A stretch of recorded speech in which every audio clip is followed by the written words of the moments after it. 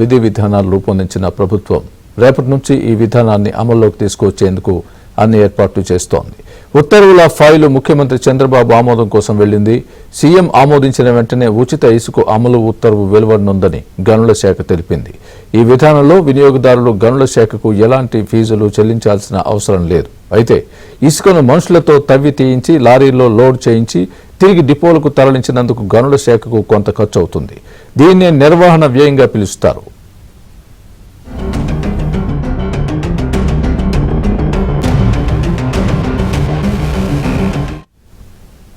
రీచ్లు డిపోలకు మధ్య ఉండే దూరాన్ని బట్టి ఈ ఫీజులను ఒక్కో జిల్లాలో ఒక్కో విధంగా వసూలు చేస్తారు. ప్రస్తుతం రాష్ట్రంలో B1 కేటగిరీ ఇసుక రీచ్లే ఉన్నాయి. వీటిల్లో యంత్రాలను ఉపయోగించరు. మనుషులే ఇసుక తవ్వి ట్రాక్టర్ లేదా లారీల్లో లోడ్ చేస్తారు. దీనికి అయ్యే ఖర్చులతో పాటు రీచ్ నుంచి డిపోకు ఇసుకను తరలించడానికి అయ్యే రవాణా ఛార్జీలను కూడా వినియోగదారులే భరించాలి. జిల్లా కలెక్టర్లు, గనుల శాఖ అధికారులతో కూడిన జిల్లా ఇసుక కమిటీలు ఈ ఫీజుల్ని నిర్ణయించనున్నాయి.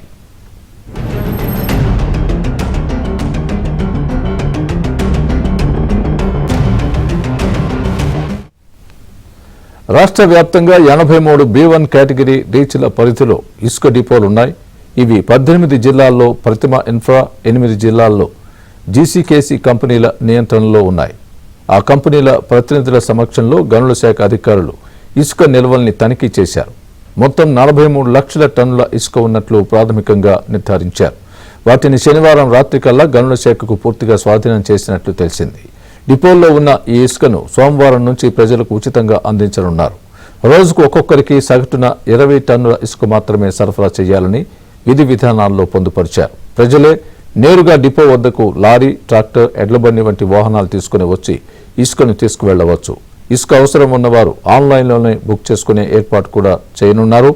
నిర్వహణ ఛార్జీలు ఇంకా గ్రామ పంచాయతీలకు ఇచ్చే 88 ఫీజును ఆన్లైన్లోనే చెల్లించేలా నిబంధన తీసుకురానున్నారు.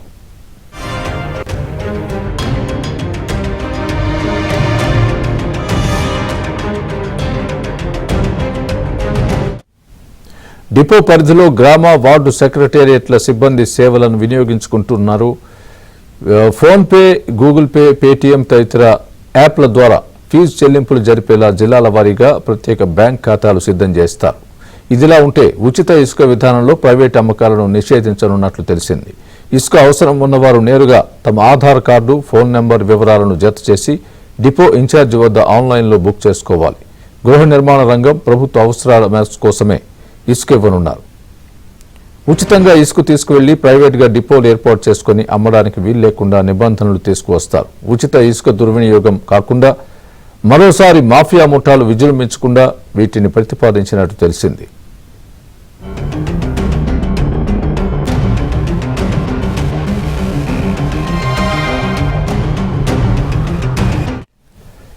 ఇసుక విధి విధానాలపై సీఎస్ నీరబ్ కుమార్ ప్రసాద్ నిన్న జిల్లా కలెక్టర్లు, గనుల శాఖ అధికారులతో వీడియో కాన్ఫరెన్స్ నిర్వహించారు. జిల్లాల్లో ఇసుక లభ్యత, ఉచిత ఇసుక విధానంపై మాట్లాడారు.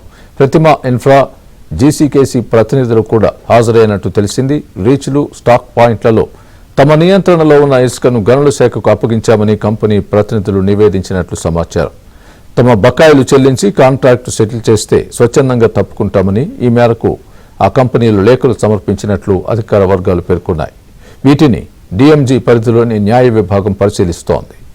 కాంట్రాక్టు టెర్మినేషనా లేక కంపెనీలే వైదొలుగుతున్నట్లుగా సెటిల్ చేయాలా అనే దానిపై ప్రభుత్వ స్థాయిలో నిర్ణయం తీసుకుంటారని ఓ సీనియర్ అధికారి పేర్కొన్నారు.